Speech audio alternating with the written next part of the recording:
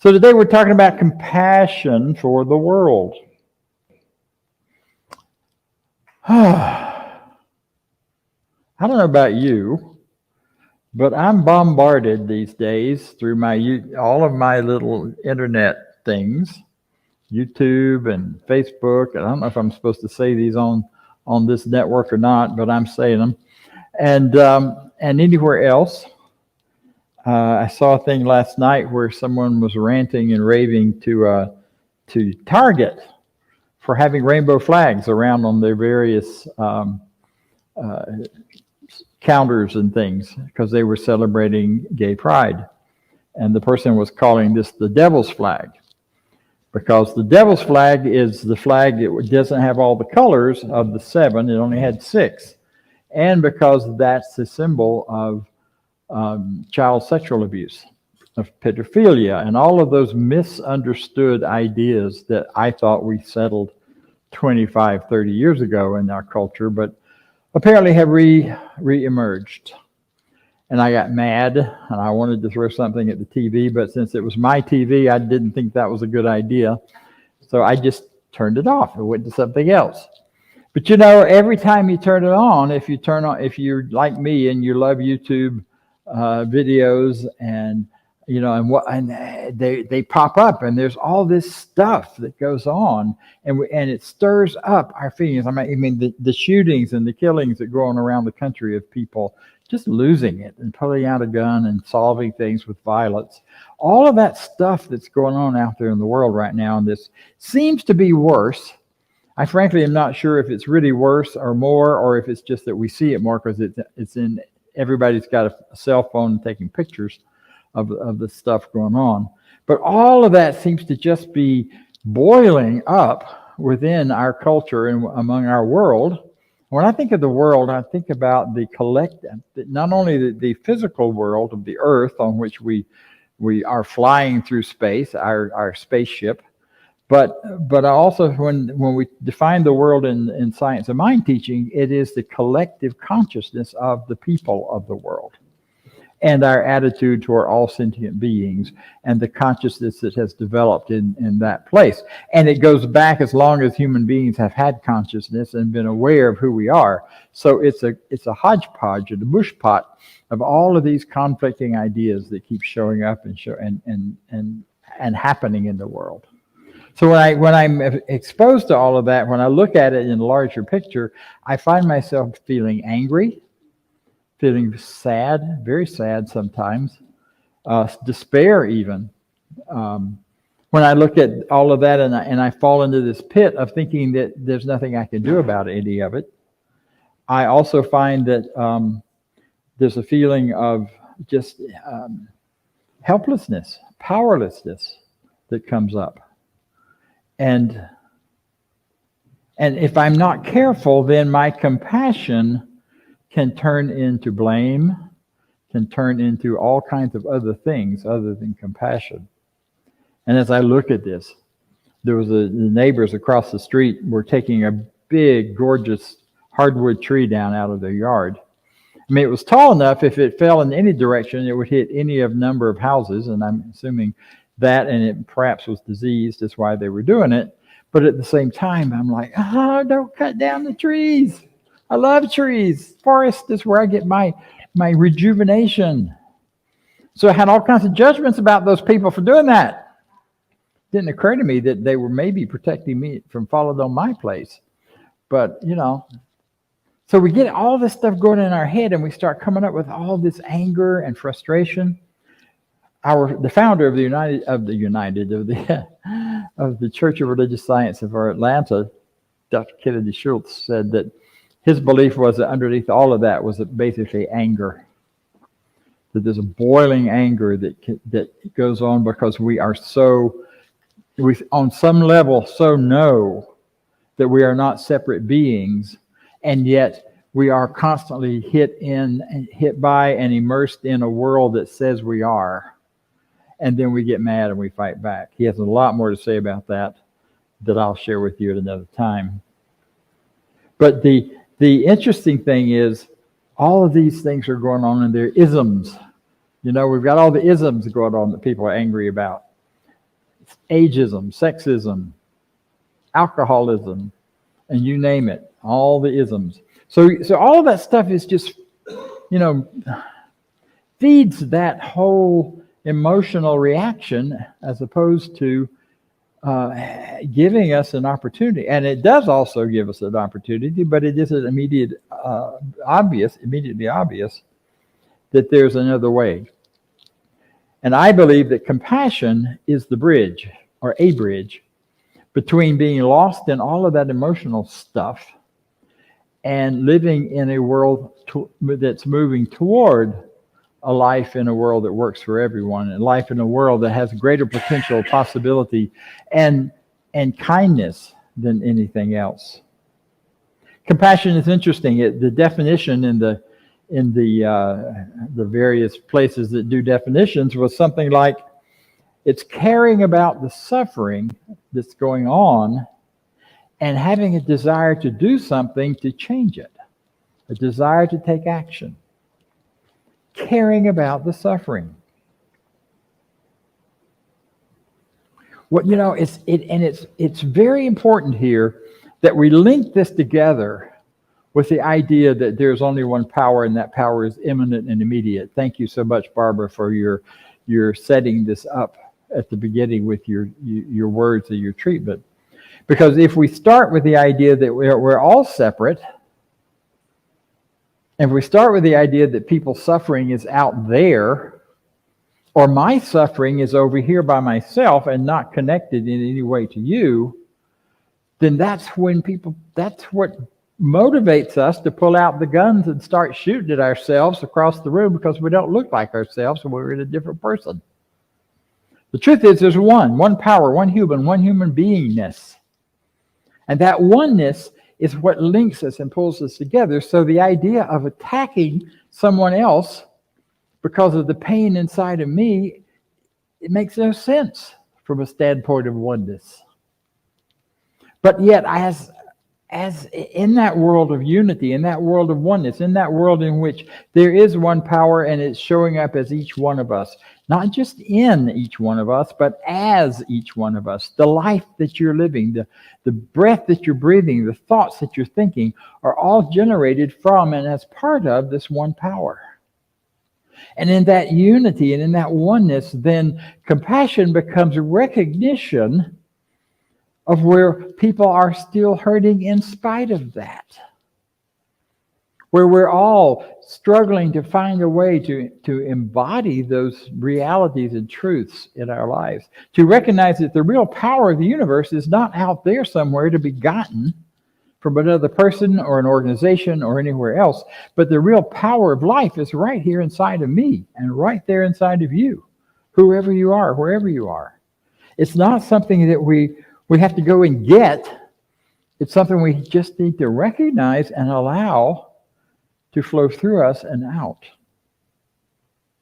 So the caring for the suffering of other people, the caring for the suffering in the world is genuine and real.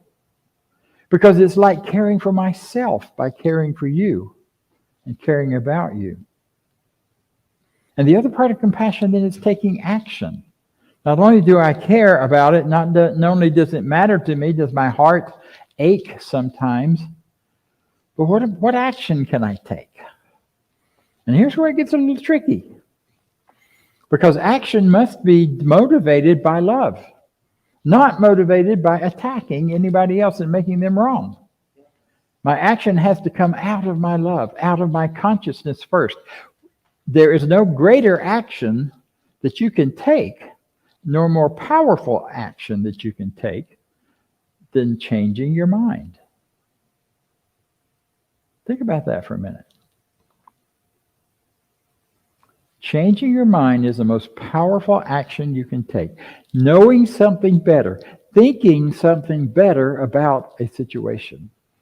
I was speaking with someone just before we started and commenting on all the stuff happening in the world, and he reminded me that, things aren't done to us, they're done for us. There are opportunities to do something better, to stand and move into a greater place of knowing and being and knowing that we know. Now that can be hard To love. You know, and the real power that makes that transformation possible is love. We talk about love a lot, but sometimes I think we talk about it so in the abstract. No, it's about the love that we feel for ourselves and for others. You know, and some people it's just so easy to love. I think about all of you, and I think about others that are with us sometimes and not, and I think, wow, my heart just opens up, and it's just like a love fest. And I'm so happy for it and happy for you, and it's so easy to love you. But then I think about the people it's not so easy to love. I think about the young man ranting and raving about the rainbow flags. Beautiful young man. And I thought to myself, I wonder what happened to him. I wonder how he got hurt. I wonder who hurt him. That he's associating so much hurt and pain with this idea. And maybe nobody. Maybe he's just bought into the rhetoric that's flying around out there. But I suspect for that stuff to stick in anybody, that belief in the horrors of life as being something real that has to be squished or fought against or beaten down, that has to come because something inside of each person has somehow resonated with it. Something has happened. And that's where my compassion can fire up real fast. Can kick up and get going. I thought, I wonder what he went through. I wonder what happened to him. There's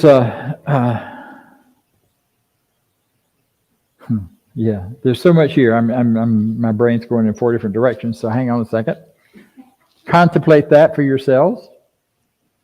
One of the things that's really important in this, in thinking about taking action, is that as we are looking at what's happened and what's going on, and as we're looking at the suffering that's happening, that we stay out of the temptation to see people who are in pain as victims.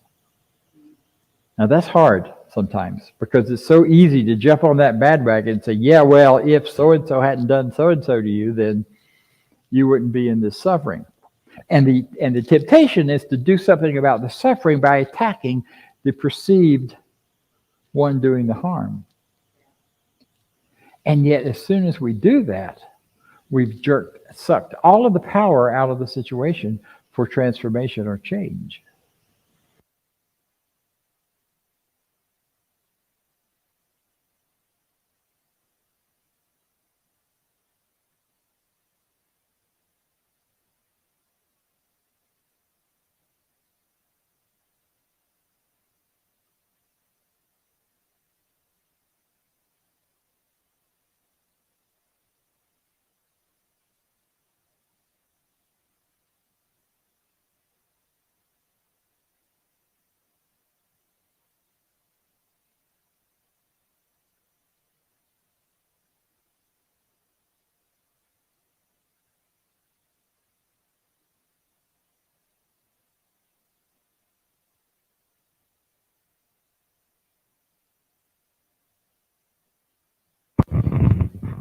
I can't hear it. Okay. I wonder what I was saying that the mic did not want heard. Because we're compassion toward the mic. Yes, compassion towards all of it. Once we break out of and decide not to see people as victims, but look beyond the victimhood, look beyond the ones who you might think of as perpetuating the victimhood. You know, everyone who's ever done harm to someone else has had harm done to them, or they wouldn't do it. So it's looking past all of that to the divine within them, knowing that the more clearly I can see that, the more likely it will burst forth into their lives and then bring them into a new place. I love Gandhi's phrase, we are the ones we are looking for. You know, in terms of changing the world, it's you and me, babe. Nobody else is going to do it. You and me, bro, you and me, all of us. Because the way we change it is by changing our attitudes, thoughts, and beliefs about it. Because that's where the power is. The power is in our thought. And then if we take action and do things out there in the world, we've got folks listening and folks here in the room who are involved in the political world in doing greater good, not by fighting against something, but fighting for something, standing for a greater option and a greater life for people. But that action is coming out of a change in consciousness that says there's a greater good here, and I demand to see it. Remember, one of our old teachers used to stomp her foot and say, there's something to know here, and it's all good, and I demand to see it. And the demand she was making was on her own consciousness, her own awareness.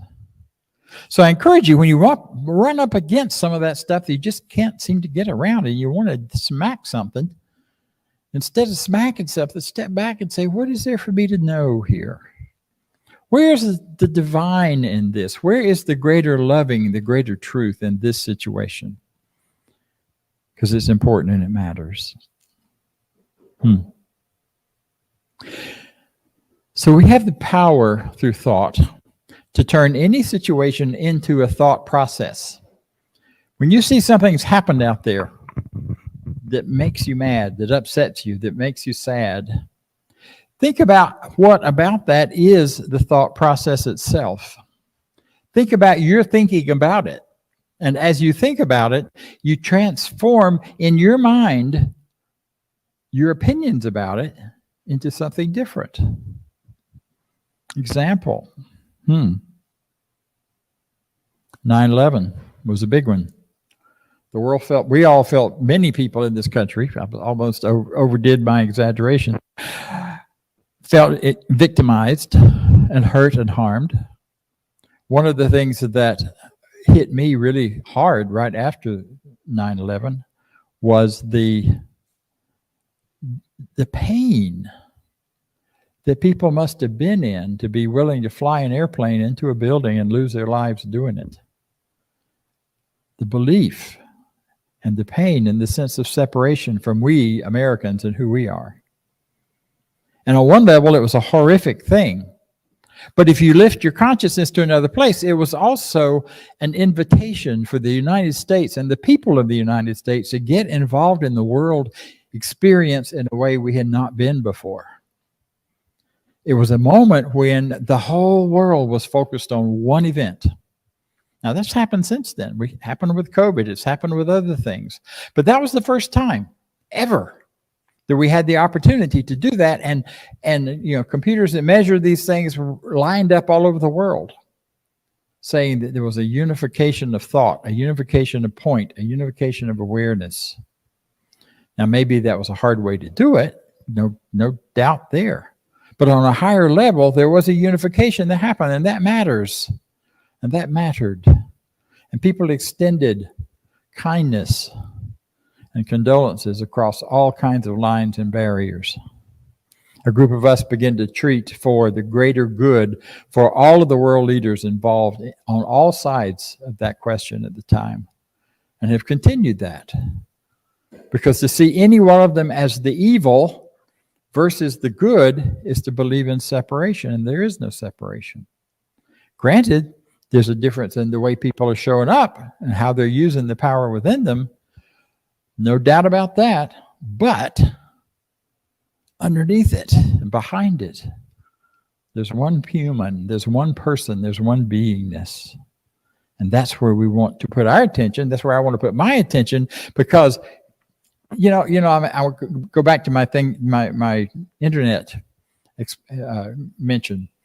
I typically don't watch these negative things that pop up on my YouTube feed, even though it's always tempting.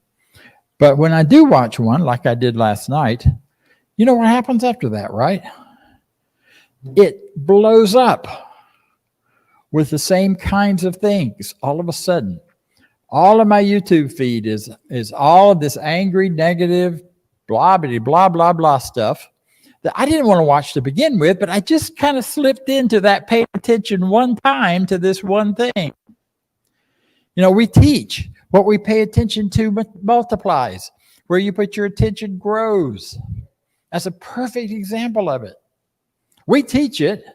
The folks who manage the internet learned a long time ago that works, and so they created algorithms to know what you're paying attention to so they could give you more of it and get you to click more and share more. I'm not making any of that bad. I'm just saying it's a great example. So now, the next few days, I didn't get to go back to my YouTube feed and only click on the things that I want to see, that I like, that are positive and good, and about life expansion and expression. And as I do that, my feed will transform itself. And a lot of that, there's other things that still show up every once in a while, like, you want me? You want to pay attention here? It's kind of like what happens in your life. Here's a victim situation. Do you really want to go there? You want to dive into that and just get down in the pit and feel sorry for yourself? Or do you want to stay up above and beyond it? And you get to choose. It's freedom. You get to choose. So I invite us all to turn our attention away from so much of the horror and the negative stuff that we don't like and that we don't want, not to ignore and try to rise above it, but to know better, to know that even through that, these are divine beings. Yeah, even those people you think are absolutely horrible and do awful things to each other, they are still expressions of the divine. And if I can look beyond that into that expression of the divine, then as I see that, as I focus on it, that possibility of them shifting and changing becomes even greater. I did that on my family. Amazing how they transformed. They didn't really. I just transformed the way I saw them. So it makes a difference for me, and it makes a difference for you. Ernest Holmes talks about this and summarizes it in a beautiful way in the Science Mind textbook, right towards the back. The back part of for those who don't know, the back part of the textbook is loaded. I mean, loaded with good stuff. So don't get stuck in the front part. Go back and look at the back. Look at some of those meditations and such. So here we have it. If we look at love long enough, we shall become lovely. For this is the way of love. God is love. If we gaze lovingly at joy, it will make its home with us, and we shall enter its portals and be happy. If we seek the divine in men, women, children, and all sentient beings, we shall find it and be entertaining angels unawares. From Science of Mind. That's my challenge, my invitation to you today. Let's get about the business of entertaining angels. Let's get about the business of seeing the divine and the good in all people, whether we understand it or not. And as we do, we can set ourselves free from the anger, the fear, the pain, the discouragement, and the sadness. Because, you deserve that. You're wonderful. So am I. So it is. Thank you. Thank you. Thank you.